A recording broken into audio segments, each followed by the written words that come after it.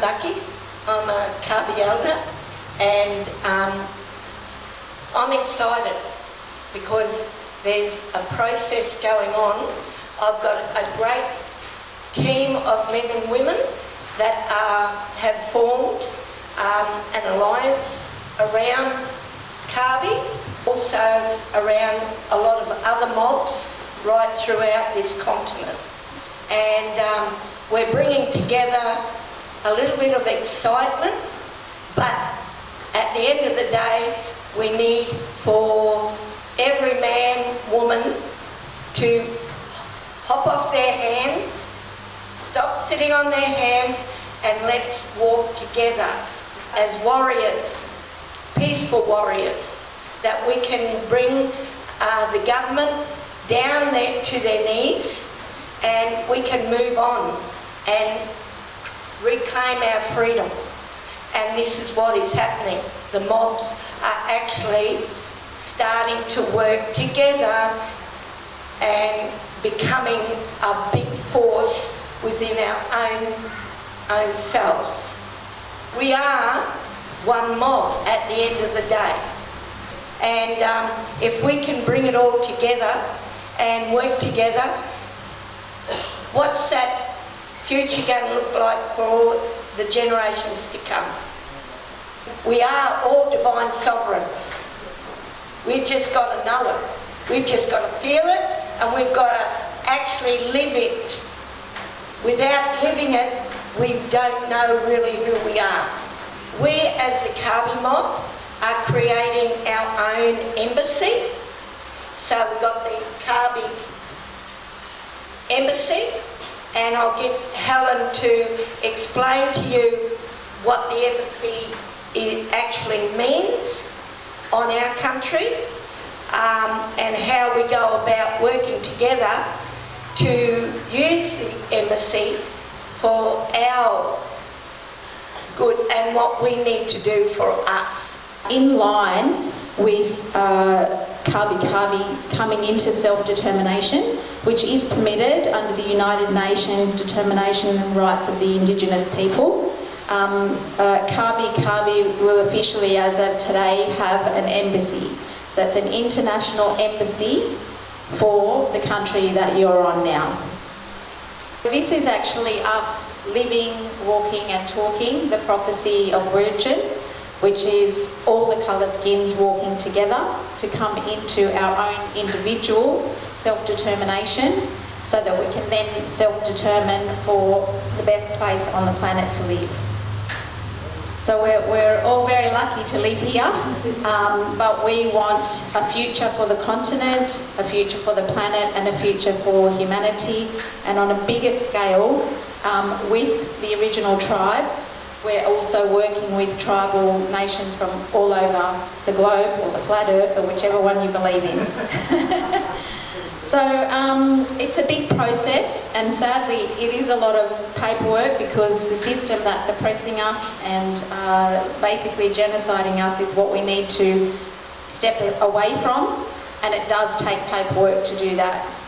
I've been privileged, humbled and lucky to walk the pathway with a lot of mob for 2 years, full time now, but also work with a lot of other talented and conscious researchers of this continent, and a lot of other men and women who are really fighting against what we're up against. So in the courts, with the police, with all the systems of the construct that are really keeping us subjugated.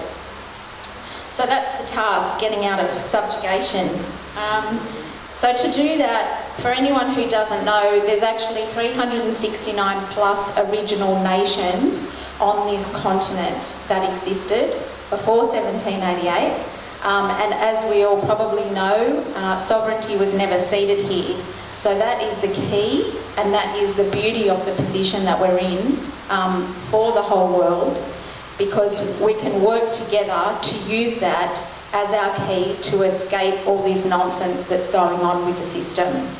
Because once the original tribes are self-determined and we choose that system, we choose to walk with the tribes, we all step together hand in hand next to each other, the system will just go. So what we're doing, with the help of People's Courts of Terra Australis and lots of other men, women and smaller groups, is bringing together the suite of documents that will formalise that process. So self-determination for the mobs would all be oral. They're an oral culture. So the paperwork isn't necessarily their forte, but once we come together and get that together and put those notices out into the world, they're absolutely within their full rights to self-determine. And we as individuals, if that resonates for us, we're within our rights to step with them in that way. So the highest law of the tribes in this nation is the grandmother's law, LORE I'm talking about now. But we also have grandfather's law, and it all works hand in hand. But there's no hierarchy within that. We're actually all, as grandmother's law and grandfather's law, working together. And with the highest authority on this land being grandmother's law, we created a document that basically notices the corporation that they are not the highest law on this land. Probably a lot of you will know they're not even in land jurisdiction when you go into the court. So they now are on notice officially as of this week with this document that grandmother's law has been brought back from dormant, and it is the superior land law on this continent.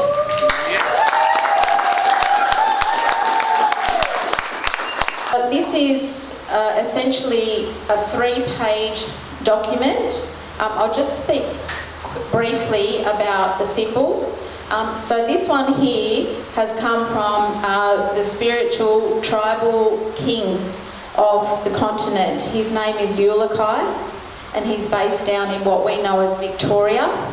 And this is his flag. It's a 1:1:16 ratio, which is more of a square shape, and it's designed to be different than a regular maritime flag because we've had enough of the maritime garbage. So it will fly from the top down because it's a land flag. We're in the land jurisdiction. The middle symbol also comes from Ulukai, and that's the ultimate spiritual symbol for all of humanity. So the consciousness that Ulukai is resonating at speaks for the entire planet. Obviously the third one over here is your Kabi flag. We've designed this suite of documents. It's somewhere between 11 and 15 documents at the moment, slipping around a little bit. But for each nation, each of the 369 tribal nations on the continent, they will obviously have their own flag. And the suite of documents, it covers all the different elements that we feel we would need to address, and that is how we would stand down the behaviour of the corporation. So for each element there is a single defining document. So there's one for land, there's one for air, there's one for water, there's one for health, there's one for wealth generation. We've covered land titling. There's all kinds of, it's a big powerful suite of documents. The documents is the peaceful and lawful way to show them this is where I'm going. And once we have that in numbers, the system has no choice than to crumble. At the moment, we've got 69 nations already of 369 who have entirely completed the process of self-determination, and we've got 130 underway. So who are in this process of generating their documents, going to their elders, yarning between their own mobs to get the paperwork done. So, probably within the scope of, I would say, 3 or 4 weeks, we're going to have 200 nations that will be entirely self-determined, and these notices then go to the Vatican and everyone else who's on a long list of people who need to be served. So, as I said, it's encapsulated even within the United Nations documentation that the tribes can self-determine. So they're just, asserting their right to do so. We would do that in peace and just let them know that this is how things are moving. It's time for each man and woman to make a decision as to where they stand. There's no more hiding behind corporations, badges, labels, numbers, names.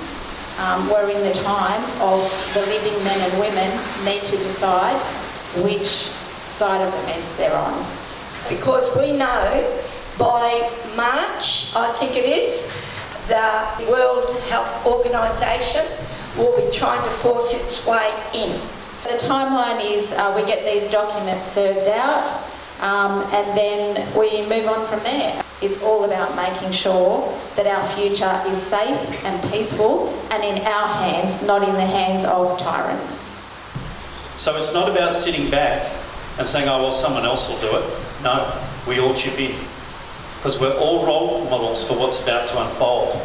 Things are going to change radically. We're reviewing education, we're reviewing agriculture. There'll be no GM foods allowed to be planted anywhere. They're gone. Why? Because the First Nations people want us to go back to being organic and natural. I think we all got to have a say, okay? We all got to say on how everything is going to be managed. We as Kabi people, we won't have everything. We won't know everything. So we're going to need people like yourselves to put your input into getting this going and where do we go from here, you know? Because I think that's very important. We all got to be inclusive, all right? We're one. If the plan goes out the way that we intend, and we're pretty sure it's going to, at midnight on the 31st of December, their system will cease to function on this land. You're going to have your own community bank, run by you, controlled by you. Any money that goes and spent comes back into the system. It's what true self-governance is all about. This is going to be implemented whether they like it or not. And anyone who doesn't agree will be putting up this hand and saying, well, I take the side of genocide. I take the side of fraud. And they'll be held accountable in the First Nations Boral courts and also international courts. Although we're saying the overarching law of the land, LORE, is what we're standing under, within that, we're going to use the tools that we have. We've got 3, 4, 5 maybe Commonwealth public officials who are with us and sitting inside LORE with the de jure Commonwealth stamp. This amazing group is doing something not only amazing but incredibly powerful and lawfully correct, and it will happen. So anyone who continues participating in the fraud, once you know, under notice and knowledge, you're then contributing. You're contributing to 233 years of genocide. You're committing to current genocide. If this doesn't get done, you will be slaves to the who. So we need to make sure that we're all going to stand together once again as not just the Kabi mob, but the whole mob. You're on Kabi country, so you're part of the moving forward to get this job done. So we all need to stand together.